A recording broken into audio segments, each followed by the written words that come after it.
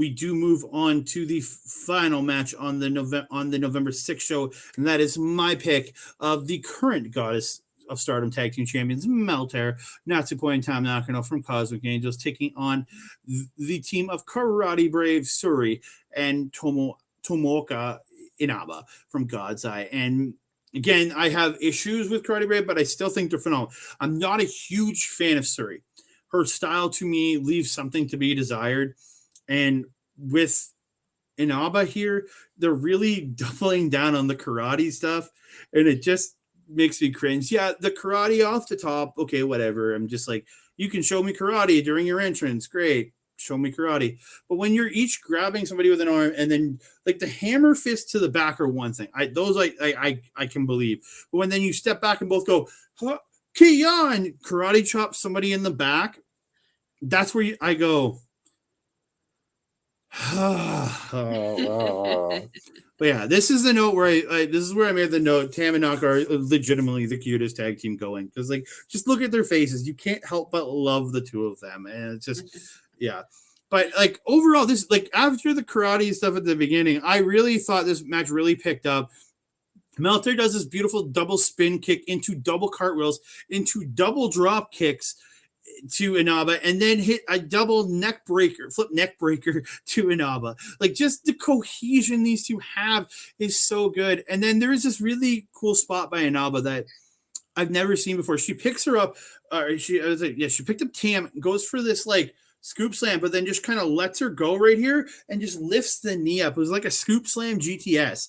I thought it was quite inventive because I've never seen somebody do a move like a scoop slam into like a GTS style knee. I was really, really liking that. And then just so much good stuff. Tam Nakano getting a beautiful RKO on Syuri, putting her down, and then just like cartwheel, and there's a cartwheel into this double knee drop to the back. It's the smoothness of all of them. The kicks that come off of Syuri, I can't fault her because her kicks are insanely powerful. That's the karate I want to see, is those kicks, because she just kicks the living hell out of you and almost knocks you out every time she kicks you. But it's crazy. The end of this match does come where Natsupoi and Tam Nakano both hit German suplexes on both members of Karate Brave, and then Tam bridges Inaba with her German suplex, only gets the two, but then she immediately transitions it and gets the bridging tiger suplex and pins Inaba to get the win.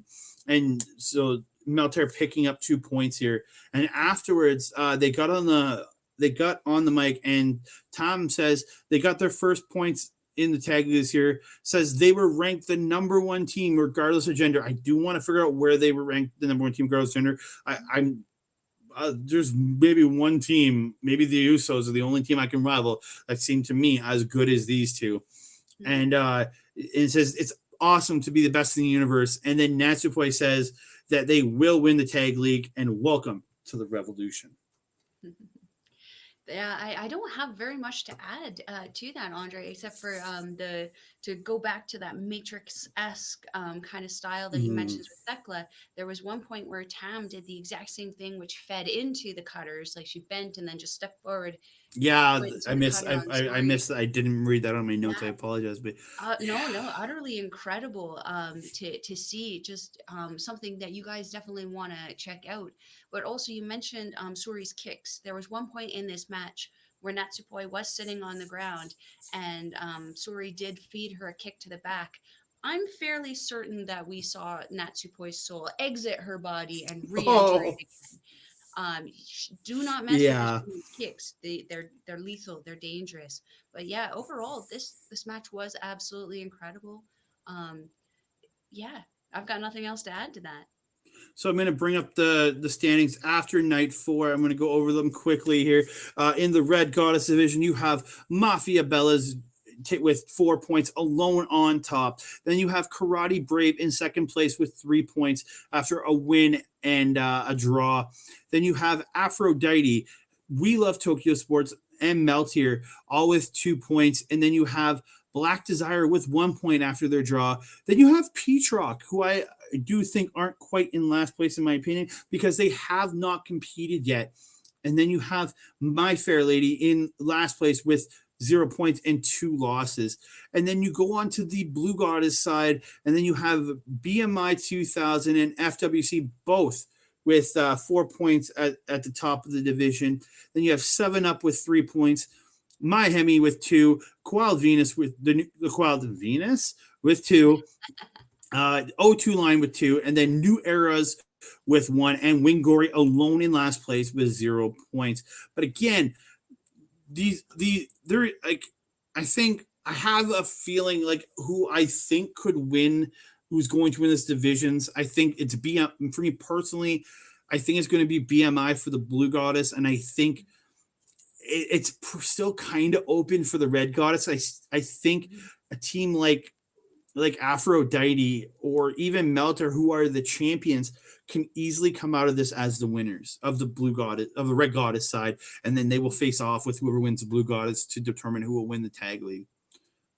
It's funny because isn't this kind of how it started out with the 5-star Grand Prix? Also, it was pretty obvious, seemingly. We were thinking it was Suzuki early on. Yeah, and immediately we were thinking in the blue zone, and it was Hazuki right away. So it's interesting. It's interesting to see how they're playing this. The tournament so far is incredible. And you got to remember, a lot of these teams have 3 or 4 matches already under their belts. A team like Peach Rock has yet to compete. Yes, I know Momokogo is part of the team, but she's teaming with Mayu Iwatani. There is a very good chance they have yet to compete after 4 nights. They're very much getting the Tom Lawler on this one. If you remember from the G1, he didn't compete till night 6. No shorts. Well, let's not go there. But but they have a shot because they have yet to get into the matches, so they have every chance to come back. So you got to see these teams with only 1 match before or 2 matches have these wide open chances, where these teams with 4 and 3 matches already have they're kind of sitting where they're going to sit most likely. So it's anybody's game for that. 100%. I agree with you 100%. So before we go on to our thing, I do want to give a big shout out to Rogue Energy for sponsoring our show.